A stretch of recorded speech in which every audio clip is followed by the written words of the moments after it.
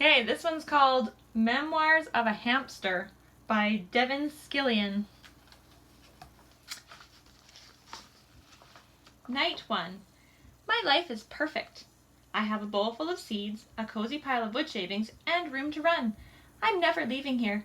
Question: who's the luckiest hamster in the world? Answer: me. Night 2. I was just telling myself, Seymour, you've got it made, when my exercise wheel was delivered. I like to work out. It's the best model around, the Fuzzy Boy 360, shiny as a new dime and fast as lightning. I don't know how many miles I put in, but I was on that wheel all night. Night 3. It took me a while to get the hang of my new water bottle, but it's great. It's important too. A hamster has to stay hydrated. Back to my wheel. I've got another hour to put in before daylight. Night 4. Little girl came by and gave me a kiss on the nose. Nasty. Hello? Ever hear of germs? But she also gave me 2 yogurt drops. Question: what's better than a yogurt drop? Answer: 2 yogurt drops. I ate one and tucked the other in my cheek to save for later. This hamster has it going on. Night 5. I was just climbing onto my wheel tonight when Pearl the cat came by. You know, she said, you run for miles every night, but you never leave that cage. What's it all for? I don't know, I said. It's just what hamsters do. What a complete waste of time, she said. Have fun in your cage. I'm going to the sunroom. Sunroom? What's a sunroom? Night 6. Little girl woke me up to clean my cage today. She kissed me on the nose again. Barf! She needs to knock that off. But while she was carrying me around, I realized there's a lot of house around me that I haven't seen. It seems to go on forever. I tried as hard as I could, but I haven't seen a sunroom. Little girl gave me a yogurt drop, and I completely forgot about the sunroom. Whatever a sunroom is it better than a yogurt drop? Answer: no. Night 7.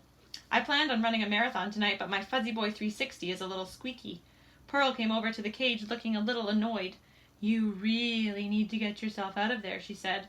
But why? I asked. I've got my wheel. I've got my seeds. I've got yogurt drops. You wouldn't need a wheel out here, she said. There's plenty of room to run. The staircase is made of sunflower seeds, and the sunroom is filled with yogurt drops. As she walked away, she turned around and said, watch out for Hoover. Hoover? Who's Hoover? Night 8.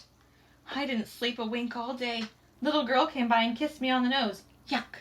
And then I had a terrible workout. I just couldn't focus. How could I concentrate knowing what I know? Imagine a whole staircase made of sunflower seeds. And the sunroom? Don't I deserve to be in the sunroom? Buck the dog came by to give my cage a sniff, and I said, Buck, do you like the sunroom? Big goofy Buck said, I love the sunroom. It's so sunny. And he trotted away. Night 9. No workout tonight. I spent the whole evening putting together a plan. I went over every square inch of my cage, and I think I've got it figured out. Operation Tasty Treat is set for tomorrow night. Hello, staircase. Hello, sunroom. Night 10. Good old Seymour is one smart hamster. My escape went like clockwork. I moved the seed dish. Then I was able to muscle the Fuzzy Boy to the front of the cage. I had a little trouble climbing the outside of the wheel. It kept spinning and I wasn't getting anywhere. But sweet Pearl suggested I jam a sunflower seed at the side of the wheel, and it worked. After that, it was easy. I shimmied up the wheel and popped the lid right off. Question: who's going to eat every yogurt drop in the sunroom? Answer: me. Night 11.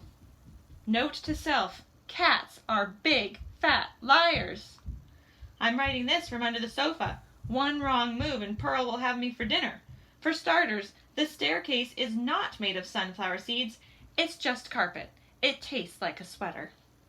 And the sunroom is nice, but there wasn't a yogurt drop in sight. And when I heard Pearl, the big fat liar, say, Hello, Seymour, I knew something was wrong. She looked really hungry, but all that time on the wheel paid off. I raced past her and squeezed out of the sunroom just in time. I made it here. But now what? Pearl keeps clawing under the sofa. That big fat liar. I'll probably never see my cage again. Question, who's in big trouble? Answer, me. Night 12. I'm doomed. I'll never make it out of here alive.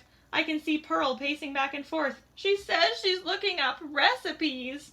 I tore a tag off the bottom of the sofa, found an old pencil, and wrote out my will. I, Seymour Q. Hamster, being of tired mind and hungry body, leave my fuzzy boy 360 to my 17 brothers. I leave my water bottle to my 22 sisters, and to my sweet mother and father, I leave the 4 yogurt drops hidden in the corner of my cage. I won't be needing them anymore. I sniffled a few times and fell asleep. Goodbye, friends. I love you all. Night 13. So hungry and tired I could barely move. I heard Pearl purring the way she does when she sleeps. It was my only chance. I tiptoed out from the back of the sofa and headed straight for my cage. I was gonna make it, but suddenly there was a terrible noise. It sounded like a hurricane. An enormous monster was coming right at me. I looked up at its terrible eyes and read the most frightening word, Hoover. It was trying to suck me inside. Buck heard the commotion and started barking like crazy. That woke up Pearl, the big fat liar, who hissed, "He's mine," and started racing right toward me. Hoover had me by the tail, Pearl was swiping at me with her claws, and Buck was howling like mad. I was a goner. I closed my eyes and waited for it to be over. And then came the sweetest thing I have ever heard. Seymour! It was suddenly very quiet. Hoover, Pearl, and Buck stopped in their tracks, and one surprised but happy little girl got to me first. She kissed me on the nose. A lovely, beautiful, sweet kiss, and I kissed her right back, twice. Night 14. My life is perfect. I have a bowl full of seeds, a cozy pile of wood shavings, and room to run. I'm never leaving here. Question, who's the luckiest hamster in the world? Answer, me.